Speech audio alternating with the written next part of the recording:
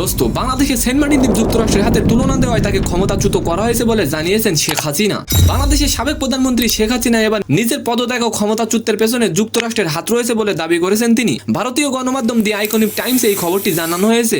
দোস্ত, অন্যদিকে সদ্য ভেঙে যাওয়া সংসদের সদস্য ছিলেন সাকিব আল হাসান, কিন্তু ক্ষমতাসীনরা সবাই এখন আড়াল। এখন ক্রিকেটার সাকিবের ভবিষ্যৎ কি, সেটাই এখন প্রশ্নের ব্যাপার। নমস্কার দোস্ত, ভারতীয় গণমাধ্যম দি আইকনিক টাইমসে এক প্রতিবেদনে খবরে জানানো হয়েছে শেখ হাসিনার পদত্যাগ ও ক্ষমতাচ্যুতের পেছনে যুক্তরাষ্ট্রের হাত রয়েছে।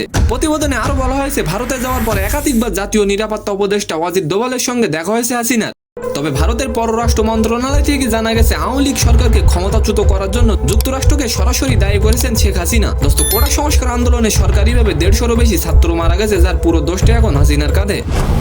দোস্ত, হাসিনার দেশ ত্যাগের আগে যে বক্তব্য তিনি দেশবাসীর উদ্দেশ্যে দিতে চেয়েছিলেন তাতেও এর উল্লেখ ছিল বলে জানা গেছে। শেখ হাসিনা জানান, যুক্তরাষ্ট্রের কথা মতো বঙ্গোপসাগরের একক আধিপত্যের জন্য সেন্ট মার্টিন দ্বীপ তাদের না দেওয়ায় তার নাকি মাসুলেই ক্ষমতাচ্যুত করা।